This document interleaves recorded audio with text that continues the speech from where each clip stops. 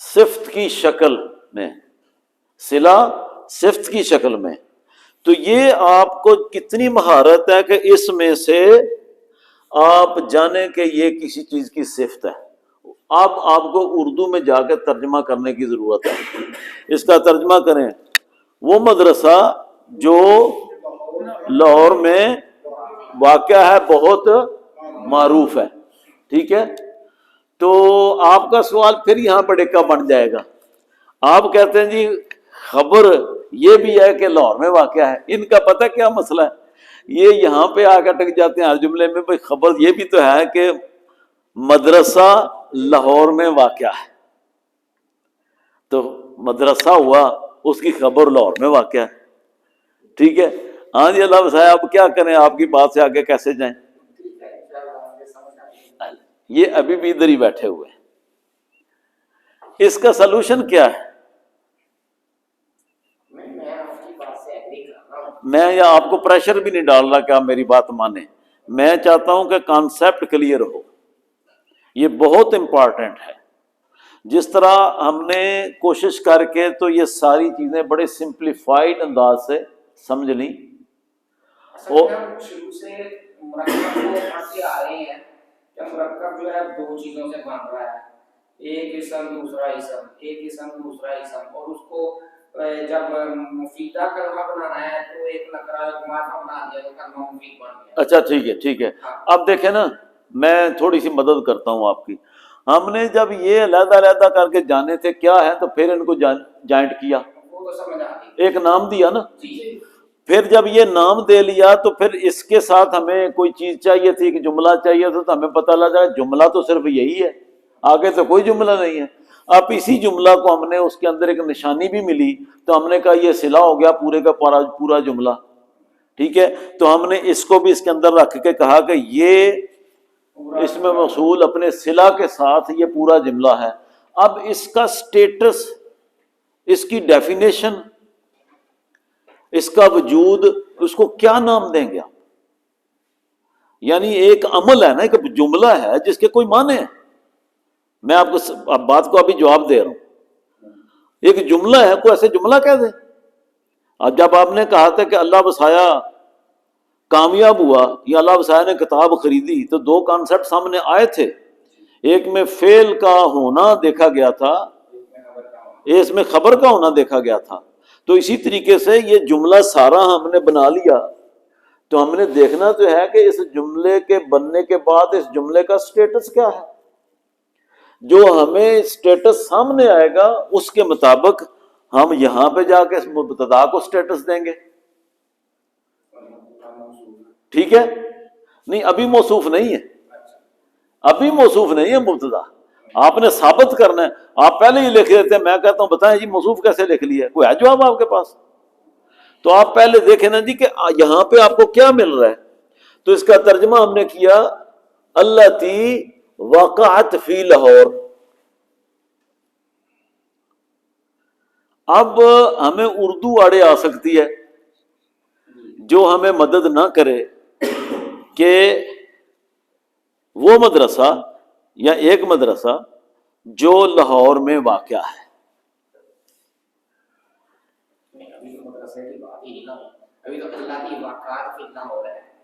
چلو میں ادھر ہی آنے لگا تھا، ٹھیک ہے؟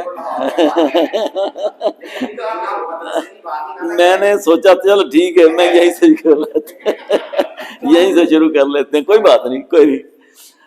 التی وقعت فی لاہور، اس کا ترجمہ کریں، اس کا ترجمہ کریں، جو، وہ نہیں، جو یا جس کا ترجمہ ہوگا، ٹھیک ہے؟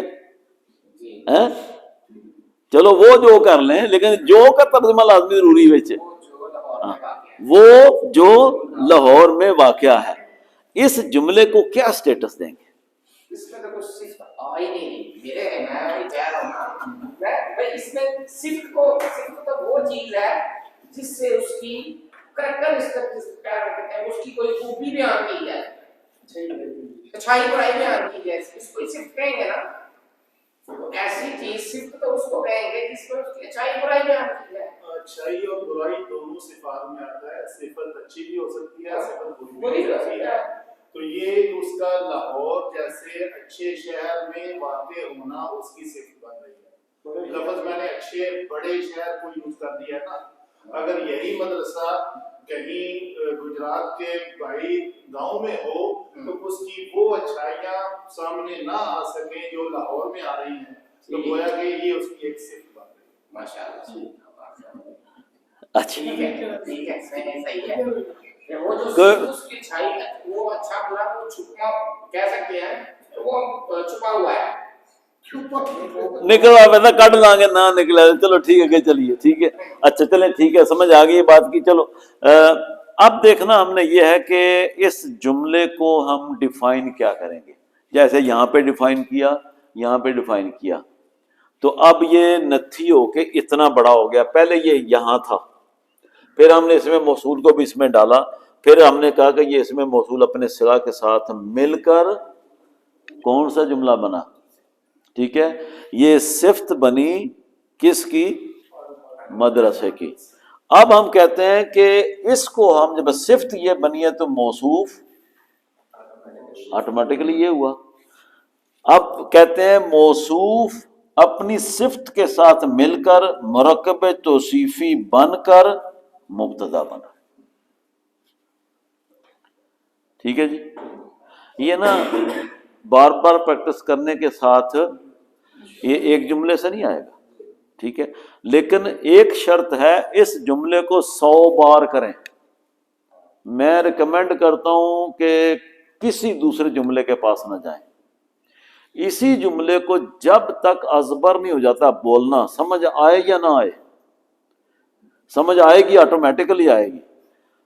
بولنا ازبر آئے اس ٹرمینالوجی کا نحوی ترکیب میں تبھی شامل ہو سکیں گے. یہ بن کر ہو کر کون سا کیا وہ سارا پتہ ہو تو پھر اس کے بعد آپ اگلا جملہ لیں, پھر اس کو کریں, پھر اگلا جملہ. 10-12 جملے کرنے کے بعد آپ کو نا یہ سوچنے کی یہ ضرورت ہی نہیں رہے گی.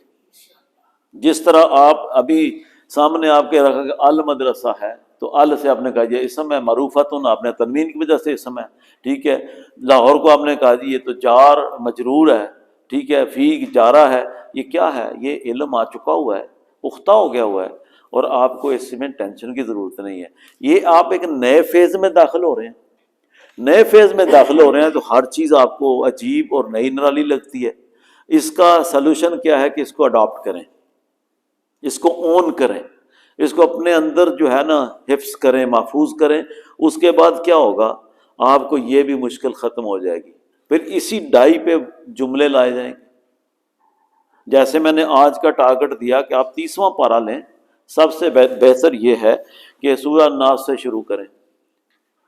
اعوذ باللہ من الشیطان الرجیم, بسم اللہ الرحمن الرحیم, قل اعوذ برب الناس مالک الناس الہ الناس من شر الوسواس الذی یوسوس. تو جو بات تھی کہ الذی کے بعد جو فعل آئے گا 95, تو آپ اس پہ ہائی لائٹ کر لیں. پوری صورت میں ایک الذی آیا, فلق میں نہیں ہے, سورہ اس میں بھی نہیں ہے, اخلاص میں بھی نہیں ہے, کیا اس میں سورہ لہب میں ہے, تبت یدا ابی لہب وتب ما اغنی عنہ مالہ وما کسب سیصلی نارا ذات لہب امرأۃ حمالۃ الحطب فی جیدہا حبل من مسد, آگے اذا جاء نصر اللہ. اس طرح کر کے جو آسان ہے, جو ہم نے پڑھے ہیں, ان تک رہتے ہوئے آپ آگے چلتے جائیں. آرائیت الذی, آگے کیا آیا, فعل آیا نا, یکذب, تو 95% پہ بھی آپ نے یاد رکھنا ہے. تو الذی یکذب, الذی یدع, پھر دھکے دیتا جو الذی یدع الیتیم. ٹھیک ہے, آرائیت الذی یکذب بالدین,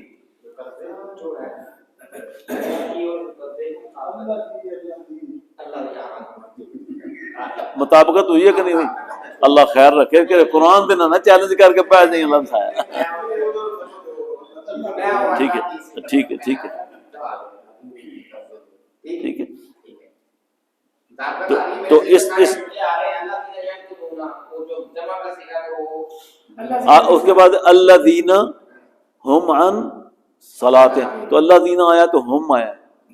ٹھیک ہے, تو اس طرح کر کے الذین ہم یراؤون، یہ پورا بھائی آپ سپارہ لیں، یہ آپ بڑے آرام سے اس کو نکالیں، آپ کو پوری سمجھ آ جائے گی کہ صلہ کیا ہے، اس میں ضمیر عائد کیا ہے، رابط کیا ہے۔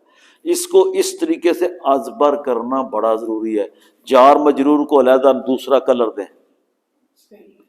ٹھیک ہے۔ فعل جہاں جہاں آ رہے ہیں ان کو فعل کو اس طریقے سے کریں، آپ کر لیں گے۔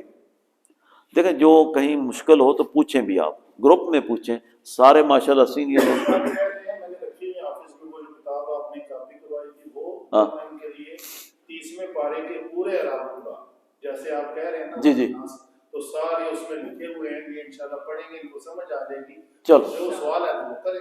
ٹھیک ہے، اس کو دیکھیں۔ اب میں آپ کو خود کہتا ہوں آپ اس میں جائیں، جتنا نالج میں نے دے دیا ابھی تک آپ اس کا 20-30% 100% سمجھ سکتے ہیں۔ اس کے آگے آپ کو تھوڑی مدد امداد کی ضرورت ہوگی، وہ کتاب خود کرے گی، وہ سیلف ایکسپلینیٹری ہے۔ سیلف ایکسپلینیٹری کے بعد استاد کی ضرورت ہوگی، وہ ہم ضرور کریں گے، اور اللہ کے فضل و کرم سے آپ 2 یا 3 مہینے میں بہترین طریقے سے اس بات کو، میں یہ نہیں کہتا آپ سمجھ سکیں گے کوئی استاد پڑھائے تو، یہ بات چل رہی ہے۔ ٹھیک ہو گیا جی؟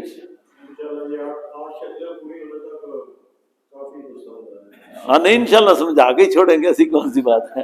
ایک کام کریں نا کہ ان شکلوں میں جو ہم پہلے پڑھ چکے ہیں، آج 6 پوری ہو گئی ہیں غالباً، ٹھیک ہے، 5 ہوئی ہیں، 5 ہو گئی ہیں، تو 3 باقی رہ گئی، شاید میں اگلے لیکچر میں 3 پوری کر دوں، ٹھیک ہے۔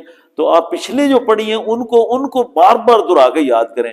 اگر آپ نے 8 ہی دہرائی نا، بھائی ہر جملہ مختلف شکل اختیار کر رہا ہے وہ جملہ فعلیہ ہی، سارے جملے فعلیہ ہیں جو ابھی تک پڑھے ہیں، تو کبھی کچھ بن رہا ہے کبھی کچھ بن رہا ہے، اسی سے آپ کہاں چلے جائیں گے؟ اس سے بڑھ کے اور کون سے جملے آئیں گے؟ اس میں جار مجرور آ رہا ہے، اس میں کچھ اور آ رہا ہے، وہ آپ علیحدہ سیکھ رہے ہیں۔ اللہ تعالیٰ کامیابی دے۔